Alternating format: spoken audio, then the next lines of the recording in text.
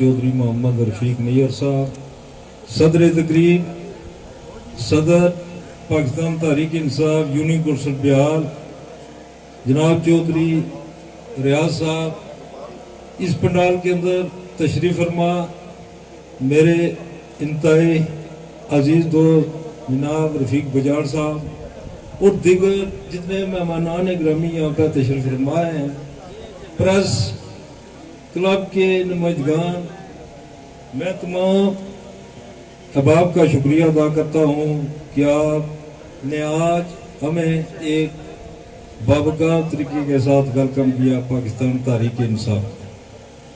जनाब कायदे मोहतरम, मैं आपको यकीन दिलाता हूँ कि हमने 31 साल, चूँकि मैंने 90 में पहला अवार्ड राय साहब को दिया था, तो उस लिहाज से 31 साल बनते हैं, वैसे तो 85 से उनके साथ चल रहे हैं।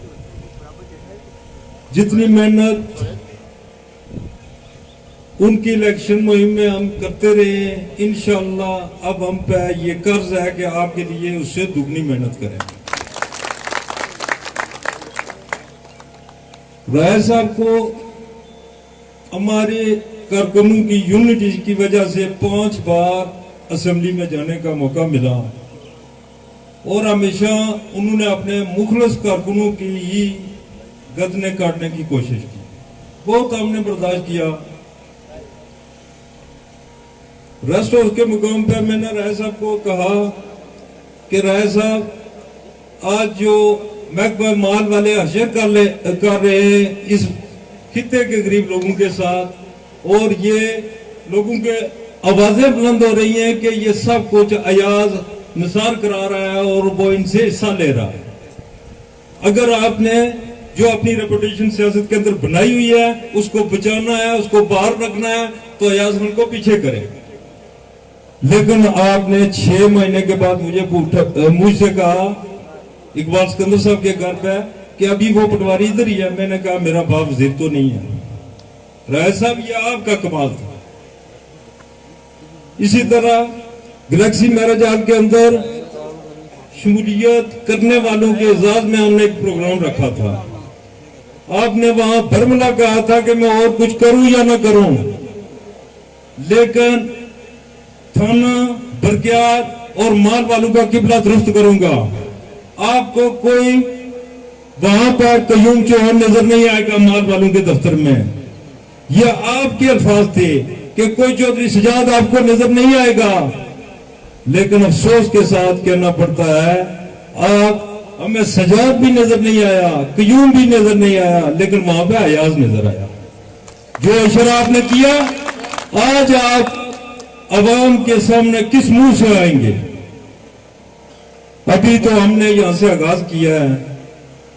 नीर साहब से जब से मेरी चूंकि इनके साथ मुलाकात हुई, मैंने इन्हें उस दिन भी कहा था जी कि राय निसार खान से 1 रुपए की स्कीम जात के लिए नहीं ली। जब भी झगड़ा किया अपने दोस्तों के लिए, अपने साथियों के लिए। आपसे भी यही कहता हूं, अगर मेरे किसी अजीज का आपने कोई मामला हल किया तो वो मुझ पर जाती एहसान होगा, लेकिन मैं अपने दोस्तों के मामला पे कभी कंप्रोमाइज नहीं करूंगा। तो दोस्तों, इस तरह के हालात राय साहब ने अपने कारकुनों के साथ रखे।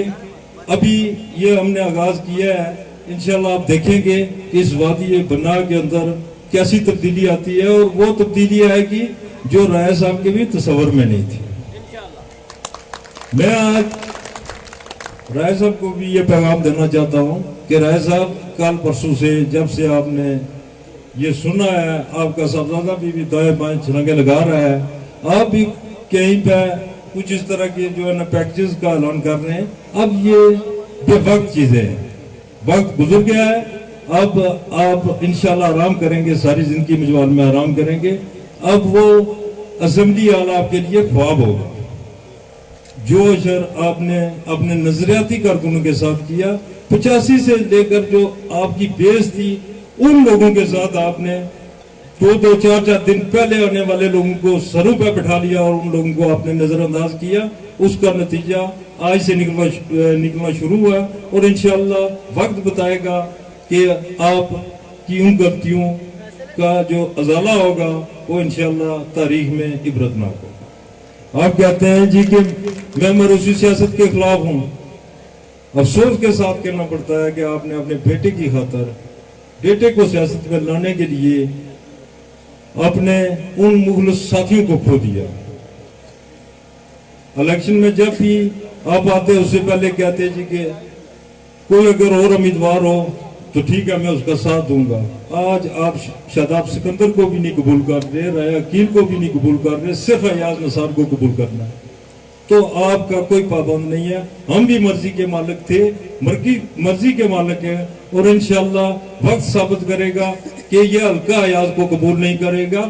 5 سال جو اس نے دوسرے وزیر کا کردار ادا کیا یہاں پہ، وہ سب لوگوں کے سامنے ہے۔ یہ تھانہ کلچر، یہ محکمہ مال کے اندر یہ جو رشوت، جو جس طرح کی ناانصافی کارکنوں کے ساتھ ہوئی، یہ ایاز کی وجہ سے ہوئی۔